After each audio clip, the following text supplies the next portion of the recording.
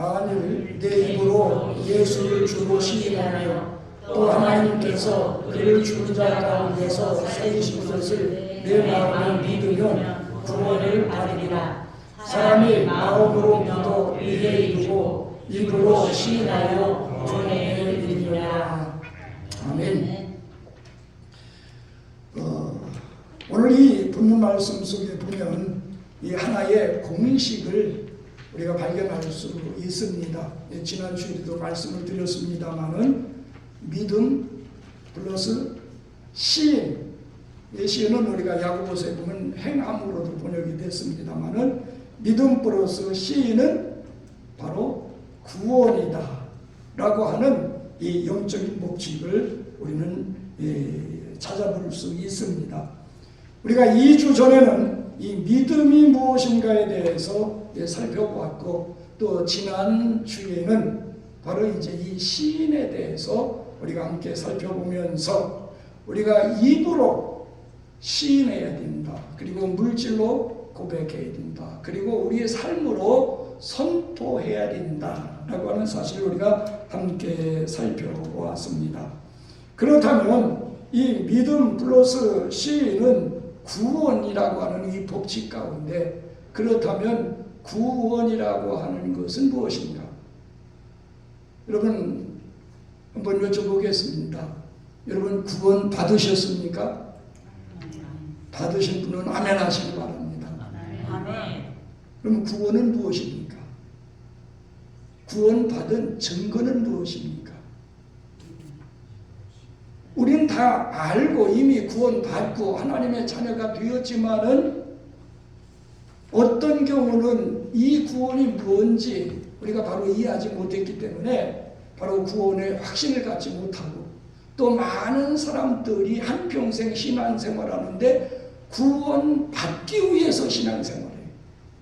그러나 신앙생활은 구원받은 그리스도인이 하는 것이 신앙생활이에요. 구원받기 위해서 신앙생활하는 것이 결코 아니라고 하는 사실입니다. 그렇다면 구원받은 증거는 무엇입니까? 여러분이 구원받은 후에 여러분들이 더 늘어난 거 있어요? 여러분들이 더 소유한 거 있습니까? 구원받은 후에 여러분들에게 나타난 그 결과가 무엇입니까?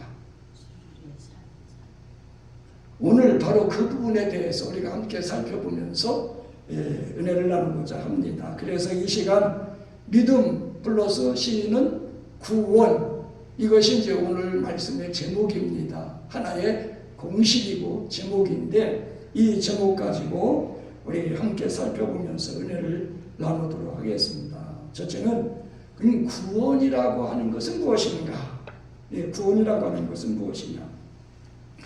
구약 성경에서 이 구원이라고 하는 이 단어는 야사라고 하는 히브리어가 사용되었는데, 이것은 구원하다, 구출하다, 구조하다라고 하는 뜻을 가지고 있습니다. 그리고 신약 성경에서는 소테리아라고 하는 단어가 사용되었는데, 이것도 같은 의미가 있습니다만은 그러나 이 말의 의미는, 즉 이 구원이라고 하는 말의 의미는 받던 악과 불행에서 구출해내는 것을 바로 의미합니다. 그러니까 우리 사람에게, 우리 인간에게 처한 이 악이 있어요. 불행이 있습니다. 이 고통이 있습니다. 바로 거기로부터 건짐받는 것. 우리가 신약 성경에 보면 구원이라고 하는 단어들이 상당히 많이 번역되어 있습니다만은, 그러나 그 많은 부분들이 내 믿음이 너를 구원하였느니라는 그 구원에는 치료라고 하는 의미가 담겨져 있어요.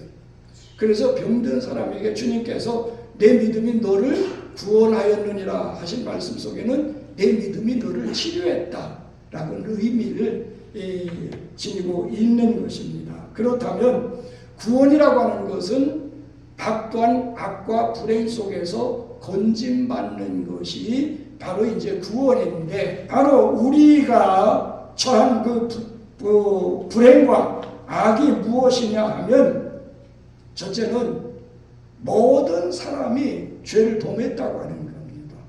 그러니까 저나 여러분이 죄인이라고 하는 거예요. 죄가 있다고 하는 그 사실이 인류 역사 가운데 전 인류뿐만 아니라 개인적으로 내 자신에게 그것이 큰 문제고, 그것이 고통이고, 그것이 모든 저주의 원인이라고 하는 사실입니다. 그래서 로마서 5장 12절에 보면 같이 한번 읽어봅니다. 시작. 그러므로 한 사람으로 말미암아 죄가 세상에 들어오고 죄로 말미암아 사망이 들어왔나니 이와 같이 모든 사람이 죄를 지었으므로 사망이 모든 사람에게 이르렀느니라. 로마 3장 23절 읽어봅니다. 모든 사람이 죄를 지었음에 하나님의 영광에 이르지 못하더니, 여기에 보면 한 사람으로 말미암아 죄가 들어왔다. 즉 인류의 조상 아담과 하와가 하나님의 명령을 거역하고 선과 악을 알게 하는 나무의 열매를 따먹은 것이 죄가 됐고, 아담은 인류의 조상이었기 때문에 그의 죄가 전 인류에게, 오늘날 저나 여러분에게까지 그 죄가 전가되었다, 유전됐다. 그래서 여러분이 지금까지 태어나서 살면서 여러분 스스로 지은 죄가 하나도 없다라고 할지라도 아담이 범죄한 그 죄 때문에 여러분들은 죄인이라고 하는 사실입니다. 그러니까 이런 죄, 그것을 원죄라고 하는데 또 유전죄라고도 합니다. 이 원죄가 없는 사람은 없어요. 근데 의인은 없나니 하나도 없다. 성경은 그렇게 말씀하고 있는 겁니다. 뿐만 아니라 여러분이 태어나서 지금까지 사시면서 죄를 한 번도 안 지셨나요? 그렇다면 죄라고 하는 건 뭡니까? 죄는 두 가지입니다. 첫째는 하나님을 믿지 않는 게 죄고, 그 다음에 두 번째는 죄는 불법이라고 그랬어요. 요한일서에 보면 하나님의 법을 어긴 게 죄입니다. 하나님이 하라고 하는 것을 안 한 게 죄고, 안 한 것이 죄고, 하지 말라고 하는 것을 한 것이 죄예요. 그러니까 저나 여러분이 이 죄가 있다고 하는 것이 큰 불행이고 그게 악이라고 하는 겁니다. 뿐만 아니라 두 번째는 이 죄 때문에 우리가 죽는다고 하는 겁니다. 그래서 로마서 5장 17절 한번 같이 읽어봅니다. 시작. 한 사람의 범죄로 말미암아 사망이 그 한 사람을 통하여 왕노릇하였다. 그 다음에 로마서 6장 23절 죄의 삭은 사망이요. 왜? 죄를 졌기 때문에 우리가 죽는다 그 말입니다. 그게 불행이에요. 그럼 이 죽음이라고 하는 것은 무엇이냐? 죽음이라고 하는 것은 분리입니다. 아담과 하와가 선악과를 따먹고 그 죄 때문에 하나님과 함께 살 수가 없었어요. 그래서 하나님은 거룩하신 분이기 때문에 아담과 하와의 죄를 용납하실 수가 없으셨어요. 그래서 그들을 에덴 동산에서 내쫓으셨어요. 하나님과 인간의 분리가 영적인 죽음입니다. 뿐만이 아니라 우리 사람이 죽는다고 하는 것은 무엇입니까? 우리 육체 가운데서 영혼이 떠나가는 것이 죽음이에요. 그러니까 육체와 영혼의 분리가 죽음입니다. 그것이 육체적인 죽음입니다.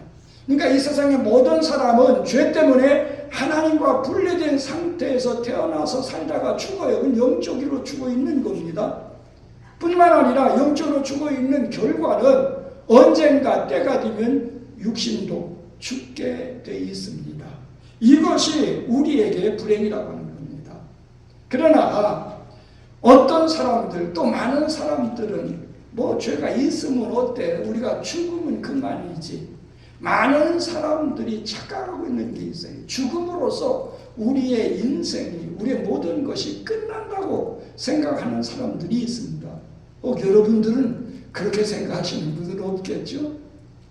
그러나 성경은 말씀하고 있습니다. 히브리서 9장 27절 같이 한번 읽어봅니다. 시작. 한 번 죽는 것은 사람에게 정해진 것이요 그 후에는 심판이 있으리라. 아멘. 여기에 보면 죽는 것은 하나님이 정하신 것이었어요. 왜? 죄 때문에. 하나님의 에덴 동산에 선과 악을 알게 하는 그 나무를 심어놓고 열매를 맺게 하신 다음에 아담에게 주신 명령이 있습니다. 이 동산 안에 있는 모든 것은 내가 임의로 먹되, 우리 인간에게 주신 자유의지에 의해서 우리가 임의로 할 수 있는 것들이 있습니다. 그러나 선과 악을 알게 하는 이 나무의 열매는 먹지 말라. 내가 먹는 날에는 어떡하리라? 정령 죽으리라. 이건 하나님의 법칙이에요. 이 법칙 때문에 아담이 영적으로 죽었고 육신적으로 죽었고, 오늘 우리도 마찬가지입니다. 바로 그 죄 때문에 우리는 영적으로도 죽어있는 상태였었고 또 육체적으로도 죽을 수밖에 없다고 하는 사실입니다. 그러나 하나님의 정하신 죽음이지만 그것으로 우리의 인생과 우리의 삶이 끝나는 것이 아니라 죽은 후에 뭐가 있다고 그랬습니까? 심판이 있다고 하는 겁니다. 우리가 이 세상에서도 국가나 사회법을 어기면 법원에 가서 재판을 받듯이 바로 하나님의 법을 어겼기 때문에 우리는 하나님의 법정에서 심판을 받게 됩니다. 이 심판에 대해서 계시록 20장 12절에 그렇게 말씀하고 있습니다. 같이 한번 읽어봅니다. 시작.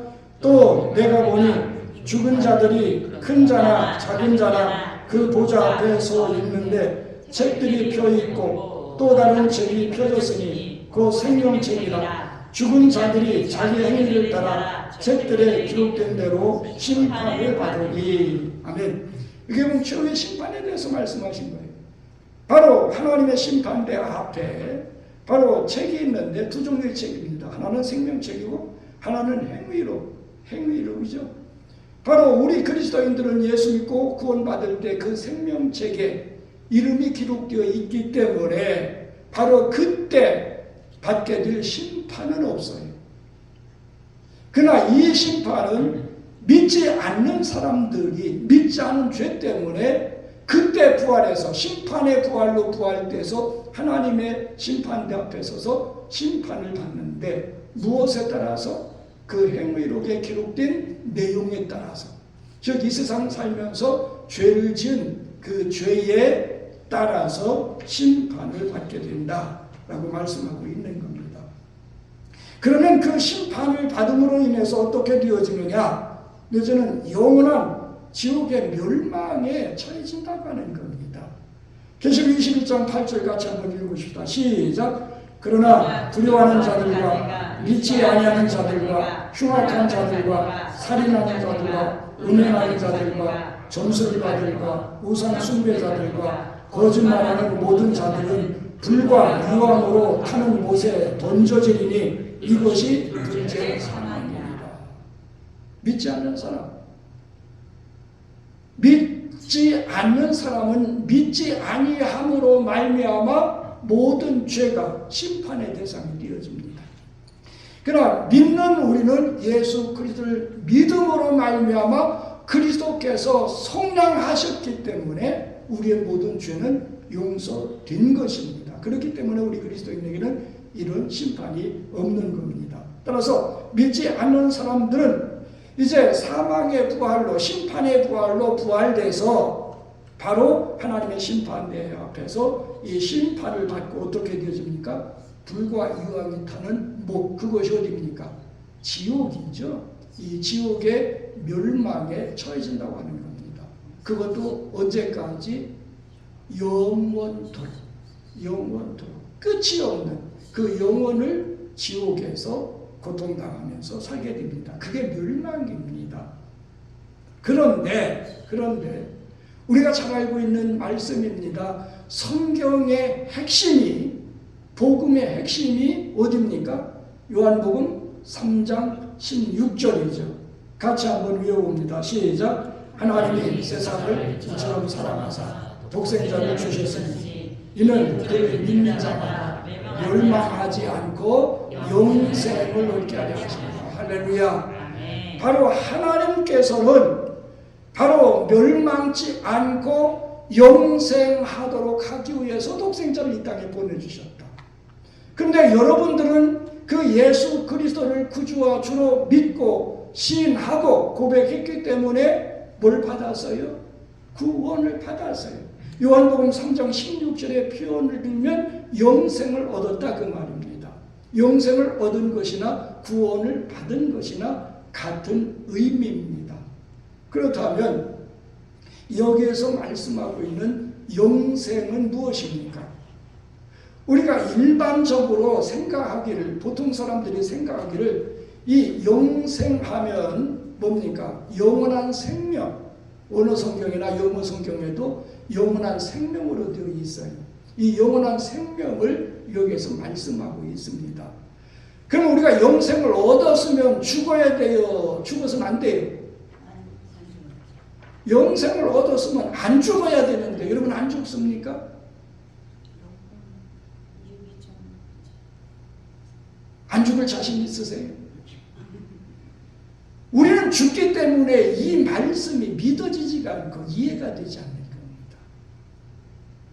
그러나 여기에서 말씀하고 있는 영생은 영원한 생명을 가리킵니다마는, 자 보시다. 우리가 죽음이라고 하는 것, 하나님과 우리의 분리가 죽음이라고 한다면 바로 영생이라고 하는 것은 하나님과 내가 하나가 되는 것, 화목되는 것, 관계되는 것. 다시 말씀드립니다. 성령이 내 안에 들어와 거하시는 것, 우리가 하나님 안에서 살아가는 것, 이것이 바로 영생입니다. 그렇다면 우리가 죽는 건 뭐냐? 우리가 죽는 것은 하나의 과정이에요. 우리 인생의 과정입니다. 여러분, 우리가 저 우주에 가기 위해서는 어떡합니까? 그냥 이 몸 가지고 갈 수 있나요? 아니에요. 우주복을 착용을 해야 됩니다. 마찬가지로 영원한 세계, 영적인 세계는 우리 육신을 가지고 갈 수 없어요. 그렇기 때문에 신령한 몸으로 변화되어야 됩니다. 그래서 바로 우리가 죽어서 땅속에 묻히는 것은 성경에는 잠자는 것으로 표현했습니다. 왜? 주님이 오실 때까지 잠자고 있다가 주님이 재림하실 때 우리 육체는 다시 부활하게 되어 있어요. 다시 살아나게 되어 있어요. 다시 회복되게 되어 있어요. 어떤 몸으로? 신령한 몸으로. 예수님이 죽으셨다가 3일 만에 부활하실 때 부활하셨던 그 몸은 신령한 몸이에요. 시공간을 초월할 수 있는 그런 몸이었어요. 하늘나라에 승천하셔서 하늘나라에 거하실 수 있는 그런 몸이었어요. 그런 몸으로 변화되기 위해서 준비하는 과정이다. 그게 바로 죽음이에요. 그렇기 때문에 성경에서는 잠자는 것이다. 네, 그렇게 이제 표현하고 있습니다. 그렇다면 여기에서 영생이라고 하는 건 뭐냐? 구원이라고 하는 건 뭐냐? 우리 요한복음 5장 24절 한번 읽어보십시다. 시작. 내가 진실로 진실로 너희에게 이르노니 내 말을 듣고 또 나 보내신 이를 믿는 자는 영생을 얻었고 심판에 이르지 아니하나니 사망에서 생명으로 옮겼느니라. 할렐루야. 그러니까 구원이라고 하는 것은 위치의 변화입니다. 위치의 변화입니다. 우리가 예수 믿기 전에는 조금 전에 살펴봤어요. 모든 사람이 죄를 졌다. 그리고 죄를 졌기 때문에 죽는다. 그리고 죽음 후에 심판이 있다. 심판을 받아서 어떻게 돼요? 지옥 멸망에 들어가게 된다. 이것이 우리에게 처해진 악과 불행입니다. 그런데 하나님이 저와 여러분들을 사랑하셔서 독생자 예수 그리스도를 이 땅에 보내주셨고 예수님께서는 저와 여러분의 죄를 대신 지시고 형벌을 받으시고 죽으셔서 우리 죄를 속량하시고 다시 살아나심으로 인해서 이 십자가를 통해서 우리는 예수를 믿으면 하나님 앞에 나갈 수가 있는 겁니다. 우리 이쪽이 인간이라면 저쪽은 하나님이에요. 하나님 안에 우리가 거하게 되다 보니까 죄인이 의인이 되어지죠. 그 다음에 어떻게 됩니까? 죽는 것이 아니라 생명이에요. 그래서 내 말을 듣고 나 보내신 이를 얻는 자는, 믿는 자는 무엇을 얻었다? 영생을 얻었다. 이게 사망에서 생명으로 옮겨졌다. 이 지옥에서 천국으로 옮겨졌다. 할렐루야. 이처럼 이 받던 악과 불행에서 예수 그리스도의 십자가를 통해서 하나님 편으로, 하나님 안으로 옮겨지는 것, 그게 영생이고 바로 이러한 위치의 변화가 구원이다.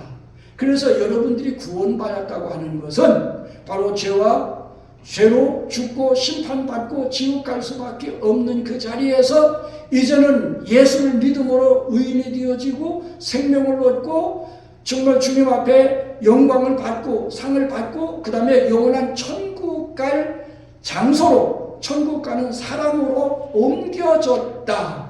이 위치의 변화가 구원인 것입니다. 거기에 대한 확신이 또 거기에 대해서 믿어지시고 거기에 대한 확신이 여러분 마음속에서 끊어지지 않기를 주님의 이름으로 축원드립니다.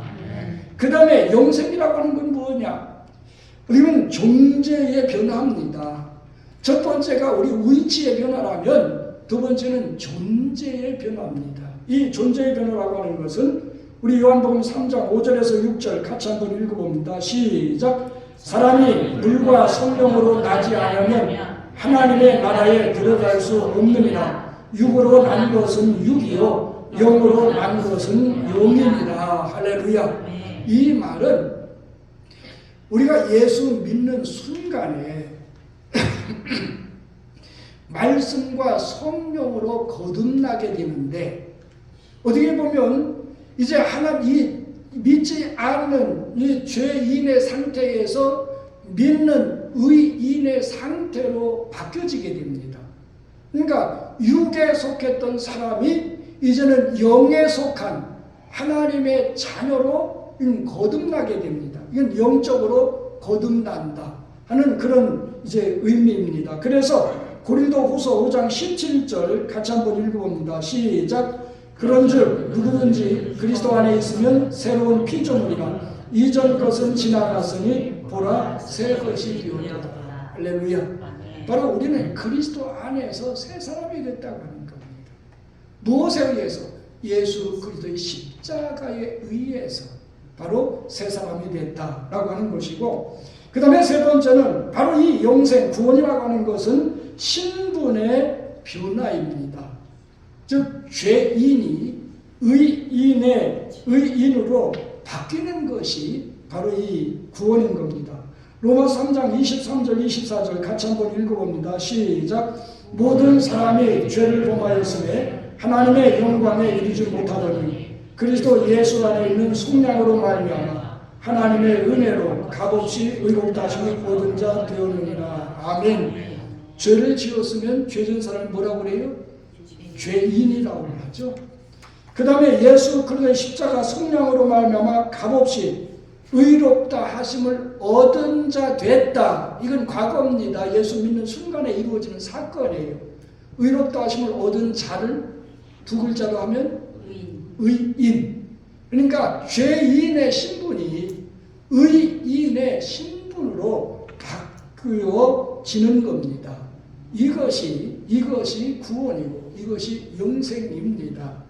그렇다면 저나 여러분에게 죄가 있습니까? 없습니까?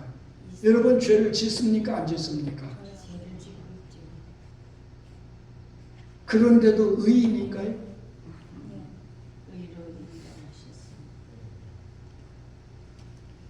예, 그건 그와 마찬가지입니다. 늘 어떤 면에서 늘 예를 들읍니다만은 우리가 이제 이 세상 법정에도 보면 이게 판사가 있고 그 다음에 이제 검사가 있고 변호사가 있습니다. 그 가운데 이제 죄인이 있겠죠. 어떻게 보면 검사는 마귀와 같아요. 우리의 죄를 하나님께 참소하고 고자질하는 게 마귀입니다. 근데 변호사는 예수님은 변호사와 같아요. 우리에게 엄청난 죄가 있지만은 하나님 그렇기 때문에 내가 저를 위해서 십자가에 대신 죽어주지 않았습니까? 그러면서 변호하시는 거예요. 그러니까 판사와 같은 하나님은 예수 그리스도의 십자가를 통해서 우리를 보시기 때문에 실제적으로 사람을 죽였다 할지라도 이 죄가 있다 할지라도 무죄 판결을 내리시는 겁니다. 하나님의 법정에서. 그러니까 하나님의 법적으로 의인이라 칭하시는 거예요. 인정하신다 그 말입니다. 그게 바로 구원이고 영생인 것입니다. 그 다음에 이 구원이라고 하는 것은 관계의 변화입니다. 아까도 말씀드렸습니다. 아담과 하와가 죄를 져서 에덴 동산 추방당했어요. 에베소 2장 3절 같이 한번 읽어봅니다. 시작. 전에는 우리도 다 그 가운데서 우리 육체의 욕심을 따라 지내며 육체와 마음에 원하는 것을 하여 다른 이들과 같이 본질상 진노의 자녀이었더니, 우리가 예수 믿기 전에는 본질상 진노의 자녀였어요. 왜? 바로 공중의 권세 잡은 자 마귀죠. 사탄을 따라서 세상 풍조를 따르고, 그리고 마음에 원하는 대로 육체의 욕심을 따라 마음에 원하는 대로 살았기 때문에 하나님과 원수됐고 하나님의 진노의 자녀였습니다. 그러나 요한복음 1장 12절 13절 같이 한번 읽어봅니다. 시작. 영접하는 자 곧 그 이름을 믿는 자들에게는 하나님의 자녀가 되는 권세를 주셨으니 이는 혈통으로나 육정으로나 사람의 뜻으로 나지 아니하고 오직 하나님께로부터 난 자들이니라. 아멘. 바로 우리가 예수를 믿을 때 하나님은 우리를 무엇으로 삼아주셔요? 하나님의 자녀로. 그래서 로마서에 보면 우리는 양자의 영을 받아서 하나님을 아바 아버지라 부르짖는다. 그러니까 어떤 면에서 혈연 관계로 보면 아무 관계도 없지만은 양자로 들여서 호적에 입적하면 어떻게 돼요? 법적으로는 아들이 되는 것처럼 바로 우리는 양자의 영을 받아서 바로 하나님의 자녀가 되어진다. 이와 같은 바로 이 관계의 변화, 어떤 면에서 신분의 변화도 되겠습니다만은 이 진노받을 수밖에 없는 그런 관계 속에서 하나님의 자녀로서 하늘나라의 기업을 누릴 수 있다고 하는 그 신분의 그 관계의 변화가 바로 구원인 것입니다. 그 다음에 다섯째는 이제 운명, 어떤 면에서 귀속의 변화다, 운명의 변화다. 예, 그렇게 이제 볼 수 있는데, 우리 아까 읽어봤습니다. 요한복음 5장 24절 같이 한번 또다시 읽어봅니다. 마태복음 25장 46절이죠. 같이 한번 읽어봅니다. 시작. 그들은 영돌에 의인들은 영생에 들어가리라 하시니라. 이건 양과 염소의 비유에서 이제 결론적으로 내려진 말씀입니다. 그들은 의인들이죠. 바로 여기서 그들은 누굽니까? 바로 염소들을 가리킵니다. 예, 하나님 믿지 않는 사람들. 그러니까 그들은 영돌에, 의인들은 어디에? 영생에. 우리가 이 말을 바꾸자면, 우리가 죄 문제 해결받지 못한 믿지 않는 사람들은 영벌, 그것이 어딥니까? 지옥 멸망에 들어가고, 또 예수 믿고 죄 문제 해결한 사람은 어디에 간다? 바로 영생, 영원한 천국에 들어간다. 바로 이것이 바로 이제 이 구원이라고 볼 수 있습니다. 따라서 다시 한번 말씀드립니다. 우리가 예수 믿고 구원받았습니다. 근데 구원받았음에도 불구하고 어떤 면에서는 우리에게 달라진 것도 없고 변화된 것도 없고 무언가 하나 더 추가된 거나 더 얻은 것이 없기 때문에 이게 구원받은 것인지 안 받은 것인지 우리가 확신을 갖지 못하는 사람들이 많이 있는데, 그러나 이것은 영적인 사건입니다. 성령의 역사에 의해서 이어진 것이고 하나님 편에서 이루시는 것이 바로 구원의 역사입니다. 근데 하나님께서 어떤 역사를 이루셔요? 바로 죄로 죽고 심판받고 지옥 멸망에 갈 사람을 하나님 편에 옮겨서 의인으로, 그리고 영원한 생명 주시고 영광을 누리게 하시고 천국으로 인도하신다. 그것이 구원이고, 이 안에, 즉 하나님 안에 있다 보니까 어떻게 돼요? 말씀과 성령으로 거듭난 영적인 사람이 되어진다. 그리고 죄인이 의인으로, 진노의 자녀가 하나님의 자녀의 신분을 갖게 된다. 그리고 이제는 저주의 대상이 아니라 바로 하나님의 사랑과 하나님의 축복의 관계로 바뀌었다. 그 다음에 지옥 갈 사람이 천국에 가게 됐다. 이것은 하나님 편에서 이루신 역사고, 그렇기 때문에 하나님이 책임지시고 이 일을 이루어 나가십니다. 그게 바로 구원입니다. 그래서 이 구원은 예를 들어서 내가 노력하고 어떤 행위가 있고 어떤 대가를 지불해서 얻으려고 하면 이것을 어떻게 살 수 있고 어떤 행위로 얻을 수 있고 얼마만큼 줘야 살 수 있겠습니까? 도저히 이 세상 무엇으로도 주고 살 수 없는 것이고 우리의 어떤 대가나 희생이나 행위로도 얻을 수 없는 것이 이 역사입니다. 그렇기 때문에 하나님은 우리를 사랑하셔서 그리고 우리에게 은혜로 이것을 거저 주신 것입니다. 할렐루야. 이것이 구원인 것입니다. 그러면 이 구원을 주시기 위해서 하나님이 어떻게 역사하셨는가? 우리 에베소 2장 8절 한번 같이 읽어봅니다. 시작. 너희는 그 은혜에 의하여 믿음으로 말미암아 구원을 받았으니 이것은 너희에게서 난 것이 아니요 하나님의 선물이라. 할렐루야. 예, 하나님의 은혜에 의해서 믿음으로 구원을 받았다. 근데 이 구원은 너희에게서 난 것이 아니라 뭐라고 그랬어요? 하나님의 선물이다. 여기에 선물이라고 하는 헬라어 도로는 이제 선물 또 하사품, 이렇게 이제 왕이나 아니면 높은 분이 이제 그 신하나 다른 사람에게 내려주는 이 하사품을 선물이라고 합니다. 다시 말씀드리면 하나님께서는 아담과 하와가 선악과를 따 먹는 순간부터 저나 여러분에게 이 선물을 주시기 위해서 준비하셨어요. 그 기간이 얼마 정도 될까요? 성경에 나타난 역사로 본다면 4,000년 동안이나 준비하신 이 선물을 저나 여러분에게 주신 것입니다. 그런데 이 4,000년 동안 하나님께서 이 선물을 준비하시는데 구약의 모든 기록과 역사는 하나님이 이 선물을 준비하시는 것에 대한 그런 기록이고 그런 관점에서 역사라고 볼 수 있습니다. 이 선물을 준비하시는 데 있어서 성부, 성자, 성령 삼위일체 하나님이 바로 함께 일하시고 역사하셨음을 우리는 성경을 통해서 볼 수 있습니다. 그렇다면 우리 성부 하나님께서는 이 선물, 구원이라고 하는 은혜의 선물을 저나 여러분에게 주시기 위해서 어떻게 역사하셨는가?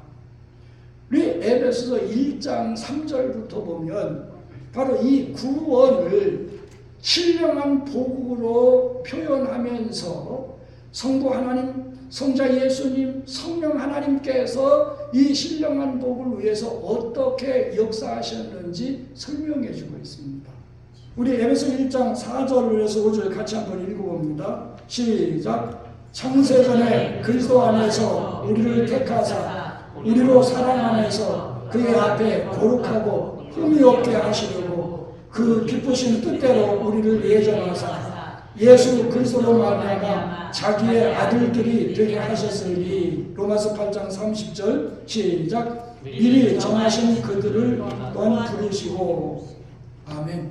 이게 성부 하나님께서 하신 일이에요. 그러니까 창세전에 여러분들을 하나님은 택하셨어요. 하나님의 소유로, 하나님의 자녀로 여러분들을 택하셨다는 말입니다. 그리고 여러분들이 복음을 듣고 예수를 믿도록 미리 정해 놓으셨어요.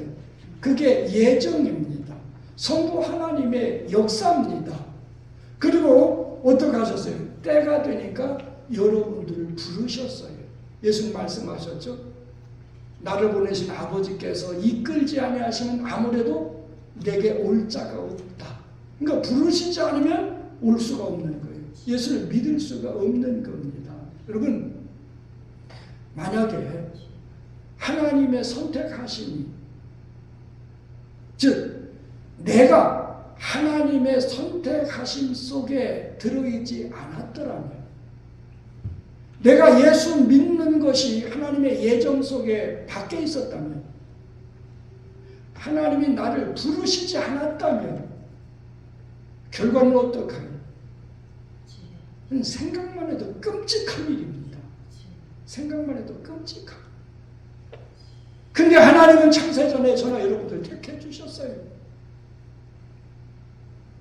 누군가에 의해서 복음을 듣고 예수 믿을 수 있도록 정하시고 성령의 역사심을 통해서 저나 여러분들을 불러주셨어요.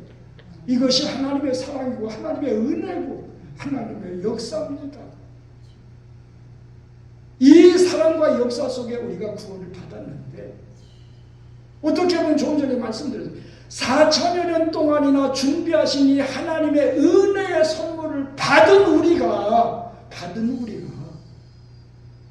그저 싸구려 선물, 다른 사람들에게 받은 값어치 없는 선물 받은 것처럼 여겨서는 안 된다 그 말입니다. 뿐만 아니라 성자 하나님 예수 그리스도, 그분은 어떻게 또 역사하셨습니까? 하나님이시지만은 이 선물이 되게 하기 위해서 육신을 입고 이 땅에 오셨어요. 저나 여러분의 죄 때문에 그 온갖 형벌을 받으시고 저나 여러분들이 죽어야 될 것을 예수님 대신 죽어주셨죠. 다시 살아나셨습니다. 예수님 뭐라고 말씀하셨나요? 요한복음 14장 6절 같이 한번 읽어봅니다. 시작. 내가 곧 길이요 진리요 생명이니 나로 말미암은 자에게는 아버지께로 올 자가 없느니라. 예수님이 길이 되신다고 그랬어요. 어떤 길입니까? 요한복음 19장 30절에 보면 예수님이 십자가에서 운명하실 때 마지막으로 남기신 말씀이 있습니다. 그 말씀이 테텔레스타이, 다 이루었다는 말씀입니다. 이 선물을 완성. 이 테텔레스타이는 화가가 그림을 그릴 때 그림 다 그리고 밑에 자기 사인한 후에 야 이제 끝났다 완성했다, 그게 테텔레스타이입니다. 예수 그리스도께서 이 땅에 오셔서 구원을 완성하시고 다 이루었다 하고 말씀하셨어요. 근데 그렇게 말씀하시는 순간에 예루살렘 성소 휘장이 위에서부터 아래로 쭉 찢어져 갈라져 둘이 되었습니다. 이에 대해서 히브리 10장 20절에 그렇게 기록되어 있습니다. 같이 한번 읽어봅니다. 시작. 그 길은 우리를 위하여 휘장 가운데로 열어놓으신 새로운 산길이요 휘장은 곧 그의 육체입니다.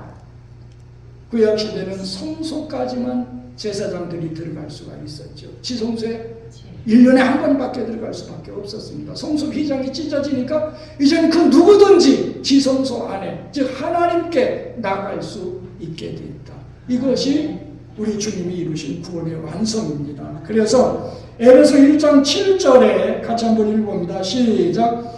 우리는 그리스도 안에서 그의 은혜의 풍성을 따라 그의 피로 말미암아 속량 곧 죄사함을 받았느니라. 이렇게 기록되어 있어요. 그러니까 예수님의 속량으로 우리는 죄 용서를 받았다.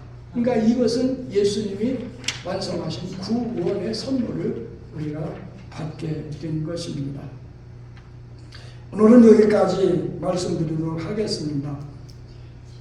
이 구원이라고 하는 것을 우리는 분명히 이해할 때 내가 구원받았음을 확신할 수 있습니다. 많은 이단들이 이 구원론에서 생겨납니다. 그렇기 때문에 구원에 관한 잘못된 교훈과 가르침이 많이 있다고 하는 사실입니다.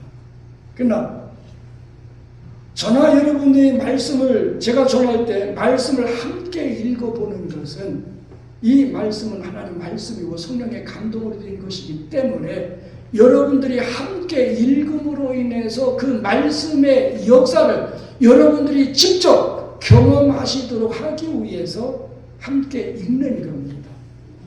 그렇기 때문에 바로 이 말씀이 함께 읽을 때에 이 말씀이 여러분 속에서 성령의 역사로 깨달아지고 믿어지고 그 말씀 붙잡고 살아가는 가운데 이제는 구원받기 위해서 천국 가기 위해서 신앙생활하는 것이 아니라 구원받았으니 천국 가는 사람이 됐으니 이제는 그 사랑의 하나님의 사랑과 은혜의 선물이 너무나도 고맙고 감사해서 한평생 그 하나님을 사랑하고 그 하나님을 섬기고 주님이 남기신 이 몸된 교회를 섬기고 봉사하고 성도들을 사랑하고 그리고 복음을 전파하며 살아가는 것은 구원을 위한 것이 아니라 받은 구원에 대한 감사한 믿음 속에서, 감사하는 마음 속에서, 감사하는 삶 속에서 저절로 이루어져야 되는 겁니다.